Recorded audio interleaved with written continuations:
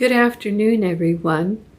My name is Nayaswami Padma, and I'm here today to bring you the noontime inspiration from the original teachings of Paramahansa Yogananda. I'm reading out of Swami Kriyananda's autobiography, The New Path, and today's reading, brief excerpt, is out of the chapter entitled Gardens Mundane and Spiritual.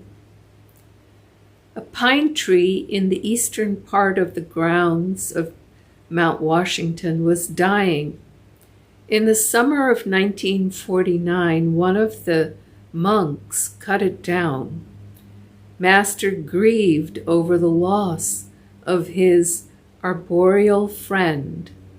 "You will see," he remarked quietly, "the end of that tree marks the beginning of the end of my life."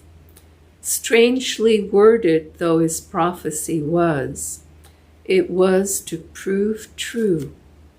What he's showing in that statement, earlier in weeks prior, I was reading excerpts that had to, in this chapter, that had to do with the fact that all life has feeling. All sentient beings, as he put it, respond to love. And what is interesting, and it shows, of course, that plants have feelings.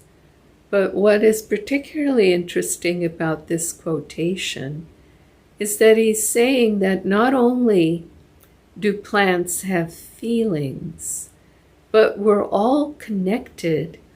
All life, including plant life, animal life, human life, all life is connected to one another. So that something like the chopping down of that pine tree could be the forerunner, you might say, of the beginning of the end of his own death, Yogananda's passing. It's all connected.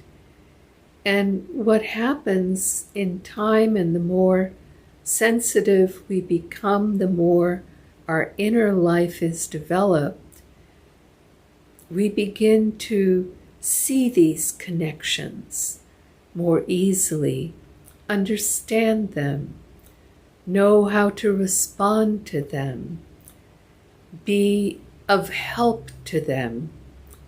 In all these ways, this is a very important, I want to say skill, but it's not a skill. It's a very important aspect of our nature that will get developed as we refine the inner life. Our meditative life, our life of service and devotion, the life that shows the connectedness. We begin by trying to see the connectedness, for instance, of all world religions, of all cultures, of all people. We begin to see the similarities rather than the differences. And in time, we become so sensitive that we see even how the plant life and animal life and other forms of life are connected to our own, because when Jesus gave the commandment that said, "Love thy neighbor as thyself," first of all, that wasn't only his commandment, it was in the Old Testament, but he brought it forth. And what he was saying is, and what the teachings of the East show as well, is that love thy neighbor as thyself, because thy neighbor is thyself.